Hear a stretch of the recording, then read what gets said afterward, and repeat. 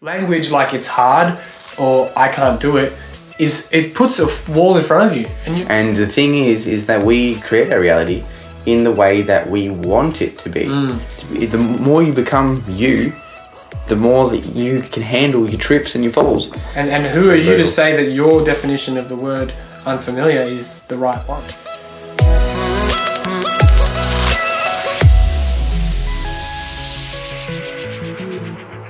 Welcome everyone to Ambition Meaning Success, our next episode. I don't even know what we're up to yet.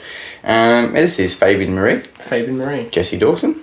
And we will be talking about language today. So important. And you may not even know what we're talking about because we're speaking English. What do you mean language? You're not English teachers? No, we're not. We've done everything.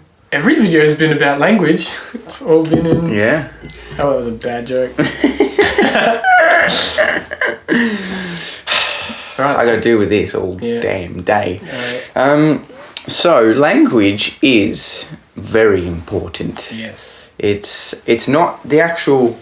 It is the actual words we say, but it's not. We're not talking about what language we're speaking. We're not talking about being able to translate into another language. We're talking about the language that we use. That is how we express our reality. That's probably the best way I can think of saying it right now. It's what with the tools, being the words, that we actually use to express how we see, feel, hear, know, smell, taste, experience, everything that goes on in our world. And we can't experience anything that we can't language. That's right, exactly, yeah. Because it is languaging what we have or can experience. Our language is what we use at our disposal to create our reality. Create our reality. Yes, that's it. Well said. Well said. And it's... I'm gonna expand on not being able to experience something because we can't language it. So the idea is, it's probably the best way to understand it because it's very relevant. Say you are afraid of heights or something like that, and your language is I'm afraid of heights, which is me. I am afraid of heights, but I can change it. I also am slightly afraid of heights. However, if I say I'm not afraid of heights, that gives me the option to also not be afraid of heights, which is very powerful. It sounds really silly when I just say it like that. It's very powerful. It's the same as saying I can earn $1 million this year. And if you think I can't make $1 million, of course you can't make $1 million. And if you've never said that you can, then how are you going to experience that? How would you ever do that? If you've never said that you're not afraid of heights, how are you ever going to not be afraid of heights? That's exactly right. And say you win Tats Lotto, right? That's this. You believe you can't make $1 million, but you win Tats Lotto. And now you're bestowed with millions of dollars.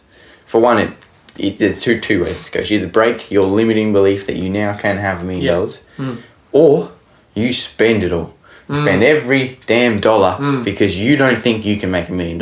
You either become the person that has $1 million, or you stay the person that doesn't have $1 million and you spend it and you lose it. Yeah, that's it. Exactly right. And that is the power of having something that you can't experience, because we can be forced into places where our language is telling us we can't experience this, or we shouldn't experience this, or whatever thing we're saying, and then you will either act accordingly to what you're saying, or you have the choice to break it and not do that thing. Most of the time though, it is the latter, so the former, and it is that we experience how we choose to experience it. So most of the time, if we were to get that $1 million, the first thing we do is we think about spending it straight away, because we want the money so we can spend the money, and the reason you don't have the money is because you don't think you are worth the money. And the awareness of how our language is currently, the awareness of how we use our language allows us to then shape it to what we want. Yeah, that's it. It's giving that awareness to how we language things and how we actually want to see things in our life, how we want to experience life. Yeah, that's it. And language it in accordance to what we actually want. Because a lot of the times our language isn't congruent with what we say we want, and it actually is congruent with how we truly feel, because it's an expression of our subconscious and of how we actually view the world. That's so good. Well said. And our language is always going to come out, it's always going to dictate where you're at. Yeah, that's right. Whatever remainder of certain strategies, certain thoughts in your subconscious that are surfacing. Yeah, that's exactly right. And it is that awareness that the way you're treating your existence, your reality at the moment through your language, and being able to have the choice in changing that, and being able to say that, I can't experience that yet. And then that's your awareness. It's that little tweak. It's a little thing. It's can, can't, should, could, would, won't. And the thing is that we create our reality in the way that we want it to be. And it's not the way we want it to be, it's the way we want it to be. Because the way we want it to be is to not be unsafe or not be uncertain or scared or whatever the thing is. It could be anything. It literally could be anything. It could be judged. It could be whatever, or even successful. We don't want to be successful, and that's a big one. And you might have things going on when I said that. Did that trigger something for you? Yeah, definitely did the first time I heard that. I was like, oh wow. Yeah, you don't even think it's actually a thing that's it. Until you hear it and you're like, that's it. And the reason your language and your reality is the way it is because you actually didn't want to be successful. Because being successful means you got to be responsible. If you wanted to be successful, your language would show it. Because you would believe it, and you would actually live it. You'd live it, because it's inevitable. What we language is what we can experience.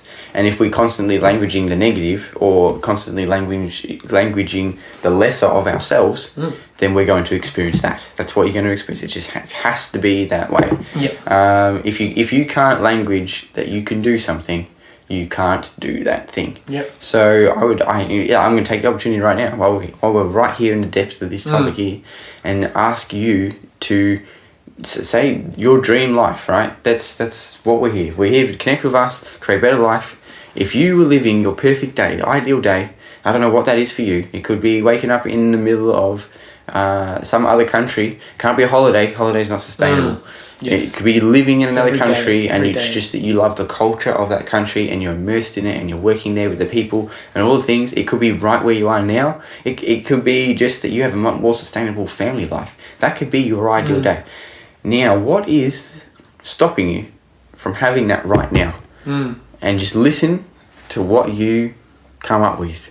What your language tells you. Says. Yeah. And it could be finances. It's a big one. Finances is most of the time. So I haven't got the time or the money. Everyone's got the same amount of time. Yeah. And your money is directly related to your self-worth. So value yourself more and get more money. It's a lot deeper than just saying that, but that's essentially where we're going here. So everyone's got the same amount of time. People run 200 companies, 300 companies. In the same time, you live your one day. Same amount of time. Pretty confronting. So it is. Pretty confronting. It is pretty confronting. Yeah. So now that's an awareness. It could be someone's holding me back. It could be that I'm not good enough. Could be that I don't feel like I belong. Those kinds of things. And it could just be that you don't feel loved. They're deep things. And whatever that language is, just reframe it into a positive. Reframe it to that if I experience loving myself, or I feel like I may not be good enough now, but doing it will make me better. You don't have to say, I'm good right so now. Empowering. Just know where you're at and give yourself an option. Exactly. And making your language honest.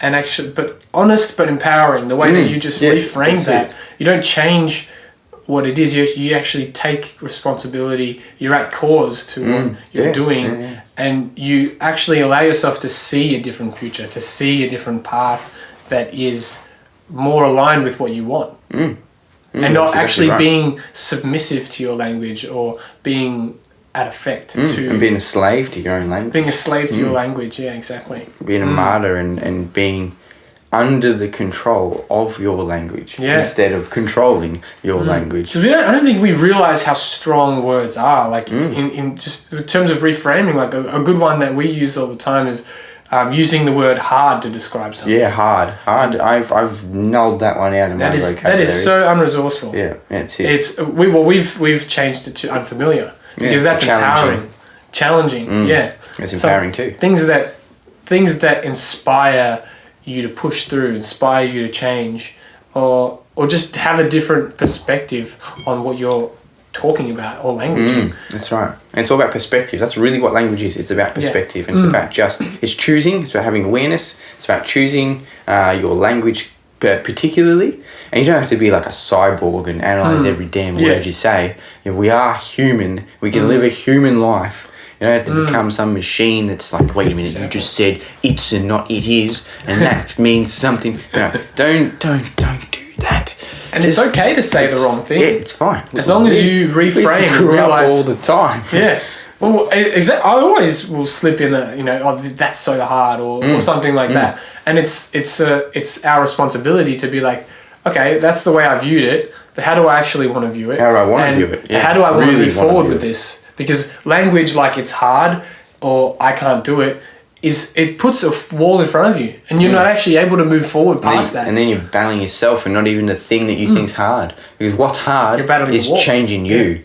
And it's challenging. See that? That's reframe. As I said, it's hard. It's not hard. It's easy, actually. It's challenging because you have to consciously choose it. Yeah. And by saying it's hard, instantly it's boom, up against the wall. It's hard, I'm not gonna do it. You know, it's hard to make $1 million. All of a sudden, now it's not the $1 million that's hard to make, it's you. Because you said it was hard. Your language said it was hard. So if you changed it to challenging or even changed it to something like it's unfamiliar, because anything that's unfamiliar will become familiar. Yeah. And if making $1 million or being happy in a relationship is unfamiliar, then one day that means that it has to be familiar. It has to be at one point. That's why it's so inspiring. Yeah, that's right. That's right. And saying "yet" on the end of the word, it's like I don't know that, or I don't want to know that yet. It leaves your option open. Gives you the never vision. Shuts it off. You shut it off. As soon as you shut something off, you're limiting yourself somehow. And that's the limits to connection with you. The limits going back into you and becoming a more whole person. And it's not something that you just get overnight. It's a work in progress. It's which is, again, listen to that language. It means that you're not going to get it overnight. It can be if you're that dedicated and that you really want to change it and you're really aware. It can be overnight, and it can be as much as a click, and all of a sudden you're like change it. It can be.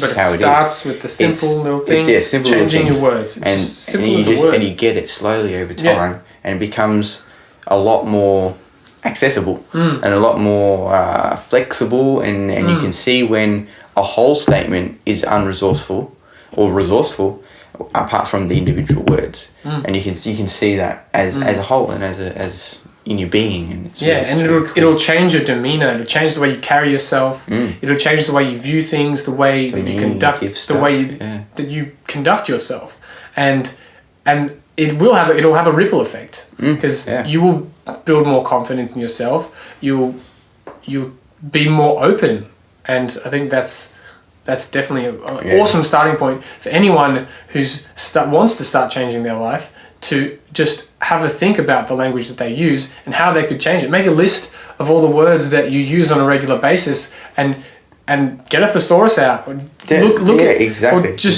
at other words that you can use that can actually be more resourceful and can empower you to make small changes that will ripple into larger transformations in the future. I agree. I think it's awesome. And allowing yourself to be open to a different future as well. Not using language that just limits you right there and then, keeps you stuck in that position. Yeah. That's right. I agree. And I think that, as I said, it does start with a couple of little things and then it gets bigger and bigger and bigger and bigger. And I think write down the list is awesome. So write down a list of lots of resourceful language that you currently use and lots of unresourceful language that you currently use. Notice the difference in the sizes of the lists. We can tell you where your mind frame is at, what you generally look for in your reality. Because the reason language is so powerful when it comes to our realities and shaping our world and shaping us and molding us into who we are is because it's linked to beliefs. It's linked to what we value. Yeah. And when we have a belief is a certainty around something in the world. So I have a belief that I can sit on chairs. That is a solid... Are you sure? I'm set on it, all right? Okay. Don't try and change it. If you believe it, then it's true.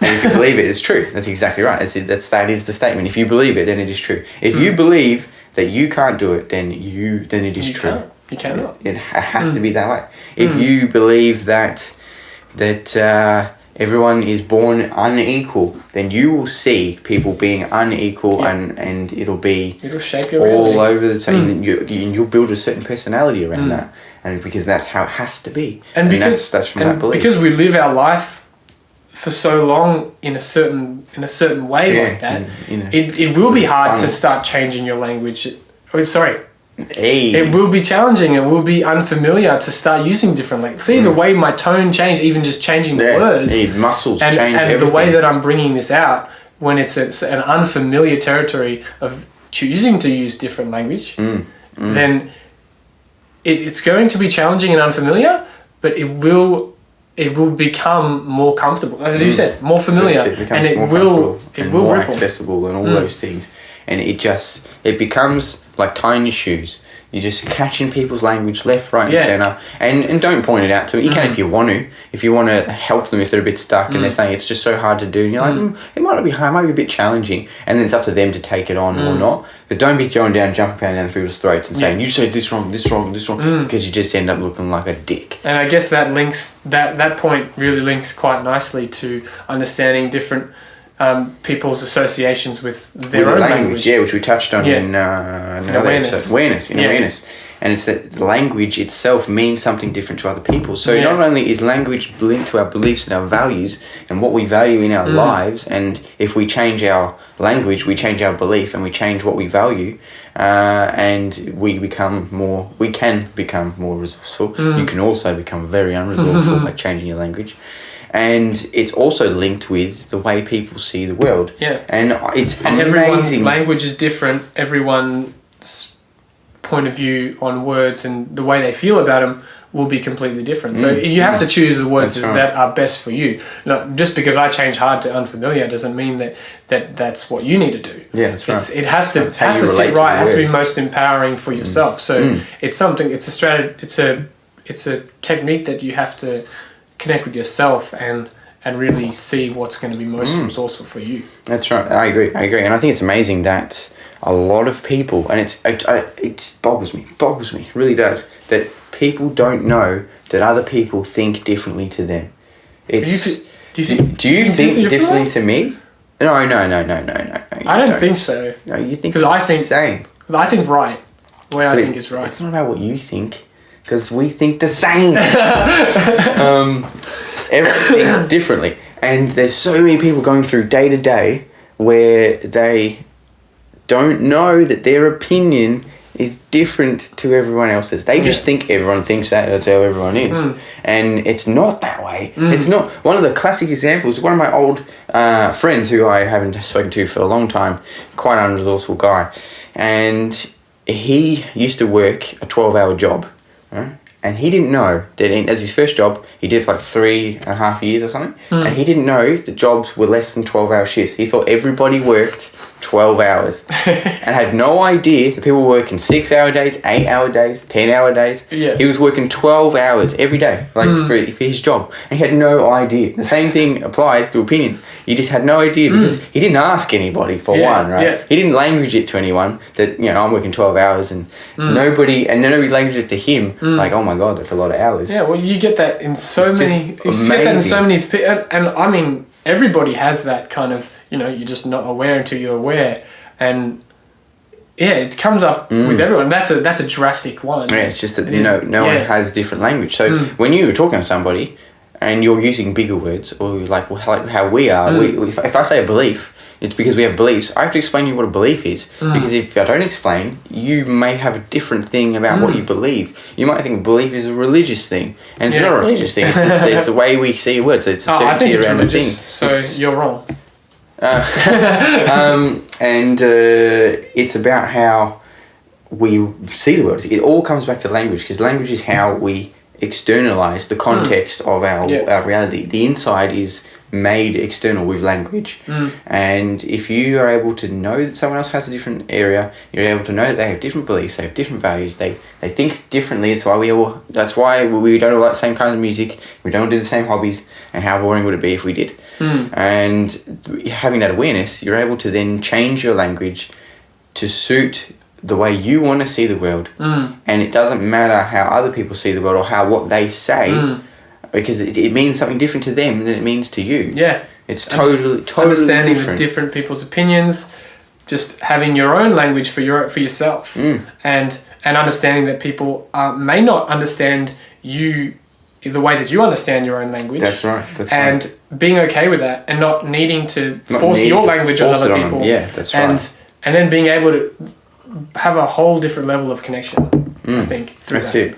Yeah. And it's not about making people change their language and making people see it different ways and making this and making that, because that's all your eternal, it's all your expectation on people, and who are you to expect anything of anyone?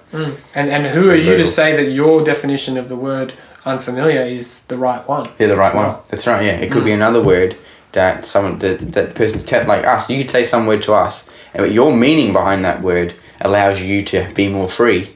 That's all that matters. That's really, at the end of the day, is all that matters. It's not about what we think that word means and that blah, blah, blah, blah. Like a good example is hope. Hope for me is a negative word, and I bet a bunch of people are like, "What do you mean hope's a negative word?" Yeah. What do you mean? I'll explain. Because if I just left you with that, you'd be like, "Ah, what is he talking about?" Hope's fine. Hope to me is a negative word because in a religious sense, that nothing to do with religion, right? So just scrap all that out. No, I'm not saying anything to do with religion. Who says religious is a bad thing? That's right. So I'm just not touching it. It's not happening right today. I'm talking about the word in language. Hope. So it's about focusing on what could happen. That's what hope is. Because when you say, I hope... Yeah, that's right. Well, yes, that's right. I hope I won't trip and fall. How empowering is that? No, it's not. Or, I hope it goes well. Sounds alright.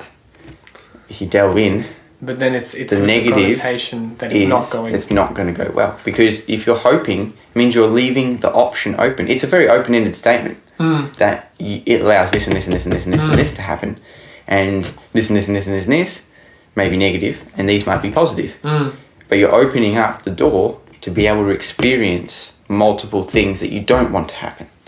So by saying I trust instead of I hope, then what you say after trust has to be instead of could be.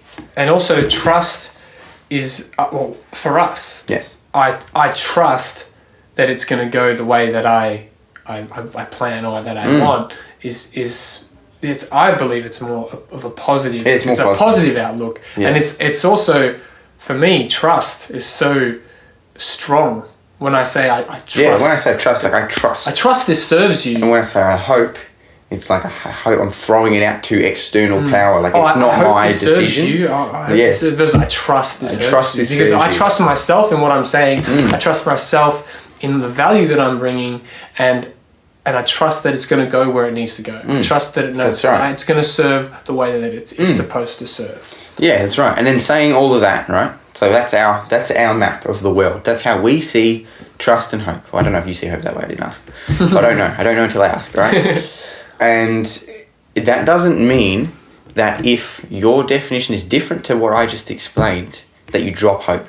Doesn't mean that. Because it could serve you. Whatever your definition is of it, and whatever you believe the definition is what it is. So whatever you language to that, like I can think hope means creativity. Then that's what it means. That's what it means. It serves me. It's awesome. Who said creativity is good though? Hey. What's good? just scratch all that out. Just forget all that. So it doesn't mean you have to drop it. It's your world, it's your reality, and that's what we're trying to say here, is that it's not about what we want you to think or what you want us to think. It's about what you think of you. What you think in here, how you see the world, how you choose to language it, whether you choose to language it in unempowering language or empowering language, depending on how you see the language. All you want to do is you want to keep trying to aim for empowering language, because why would you ever want to be unempowered? And also not making things worse than they are. Yeah, that's right. Yeah, not making it worse than they are, and leaving options open for you to trip and fall. Because why would you ever want to trip and fall? Just the more you become you, the more that you can handle your trips and your falls. So Who says it's a bad thing to fall? Yeah, who says it's a bad thing to fall? And it could be growth. It's amazing. So everything we say, we can pick apart and reframe it in a whole nother way. And it's amazing. Yeah, a cool point. We were just talking yesterday about when someone asks you how you are. Yeah, how you are. That's right. Yeah. A lot of the responses are good. It's good or not bad. Is that even true? What's good? What's not what bad? is good? Because good isn't going deep into language for a second. Good is a descriptor word, and by that I mean it's a describing word. It's a safe word that doesn't actually mean anything. It's like jumping. How you doing? Jumping. What does that mean? I don't know. What do you mean? And so then how is the connection between us when we're responding in that way? Yeah, that's right. That's right. What if connection with self? Yeah, exactly. What if I were to ask you how you were and you say I'm feeling anxious? I'm feeling scared. So much better. And how true is that? It's more true. How much deeper is the connection? It's integral. It's integral. It's actually sharing you. It's not hiding you away. People say, how are you? Not bad. Or good. Or even great. Great can be, it's a bit better than you're having a better day. You're willing to share that little amount. Yeah. But what is great? What is good? Good isn't an emotion. It's a word. It's a description. It's not an actual feeling. How are you? I'm feeling fantastic. What's fantastic? Yeah. Come on. What are you trying to say here? I'm feeling happy. Yeah. Exactly. And how different is that? Happy. Imagine going up to talking to someone and saying, "How you going? I'm really happy today." Yeah, get this guy into a cycle. That's what. But how much of it gives you such a deeper connection with that person. Right. And I think in society energy is just different. The energy behind the word is different. We don't have that connection. In society, it's become so normal for people to say, "How you going? Yeah, good." And to the point where there's less connection in that. I think a good challenge for you guys is to, when you are asked that question, to give a little bit more truth in what you're saying, and have that as something that you want to do on a regular basis. That's right. Yeah, I think that's set really a challenge apparent. for 7 days or something, just to start off with, and aim for long-term change, and aim to just continue that. And for 7 days, when someone asks you how you are, don't say good, don't say not bad, don't say how are you, not bad. I didn't ask how you weren't. Yeah, I hate that. Come on, say how you are. Don't give them some cop-out response. Say, how do you feel about that? Well, I don't feel this, and I don't feel that. I don't feel that. I didn't ask you that. I didn't ask all that. I didn't want a list. I want to know how you are right now. How are you feeling? That's avoidance. And it is, and that's a reflection of self. So if you answer with not bad, maybe check out some stuff in here. Why are you saying not bad instead of how you feel? Instead of being congruent. Got a burp going. Excuse me. Instead of being congruent and being integral and being like bringing out what is actually here, and regardless of whether that person can handle what you're about to say or not, just being you, unforgivably you, and saying, I feel like I feel unhappy today, or I feel vulnerable today, or scared, I feel anxious, I feel whatever it is, enlightened. I feel enlightened today. And know that it's okay to be vulnerable. Know that it's okay to say, I feel vulnerable today, and how amazing that is. And if you can't language that, you'll never experience that. No. You need to never tap into that vulnerability. That's key. I challenge you right now to say, I'm okay with being vulnerable. Vulnerability is good. Yes, I like that. Yeah, that's deep. I felt that. As soon as the word vulnerable comes out, it's like, oh wow. Yeah, I'm touching a soft part of me. And my definition of vulnerability is it is when you're experiencing vulnerability, you're experiencing a state of power, because anything can happen in vulnerability. Anything can change in vulnerability. When you're in that state, you have any direction you can go. You have everything, all your tools, and your rawest form to mold. That's what I think vulnerability is. And listen to the power behind that, but behind something that someone might say is scary, or I never want to experience vulnerability, or I hate being vulnerable. Make vulnerability power. I just feel jarred up when I say that. Yeah. Like vulnerability is essence. It's not power in an egoic, like righteous way. It's power in my inner being, in my feminine creation. That's what vulnerability is. It's amazing. And Vulnerability is feminine. Making it happen is the masculine. It's a balance of masculine and feminine energy, and it's amazing. Yeah. Just by that language shift. Yeah. It's huge. So I encourage you to do And that. especially Tap for a lot of into that. men out there, they view vulnerability as a negative, and because they don't feel they can connect. It's not manly. Like, be a man. They don't feel they can connect with their femininity, and I think it's so empowering for men out there to embrace their vulnerability. To embrace it and be aware that they're probably in their feminine and not masculine at all. That's a big one. That's cool. It's a big one. And we're going to do a whole episode on masculine and feminine. That might have to be a couple, and I think. Probably do. Yeah, I think so. It's going to be 3 days of like content. a part 1 and a 2, have awareness part 1 and 2. Yeah. So much we've got to give you guys. And I love that what we've discussed here and how language shapes our reality. And I do encourage you to have a language audit of yourself. 7 days, 10 days, 15 days, 30 days, however long you want to do it. And set some rules, go out and be like, I'm going to write down words I don't want to use, words I want to replace them with, words I currently use, replace them with words you currently use, or even bring in new ones. Like, no, scrap the ones you use already, bring in new ones.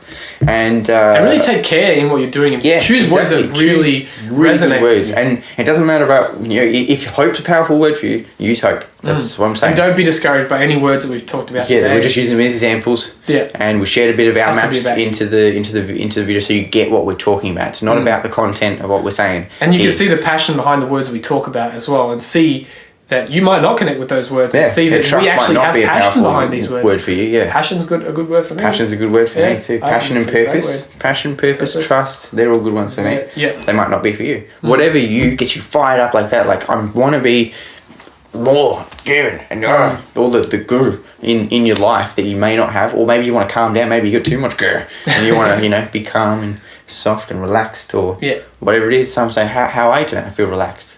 Oh, that's so nice. How good is that?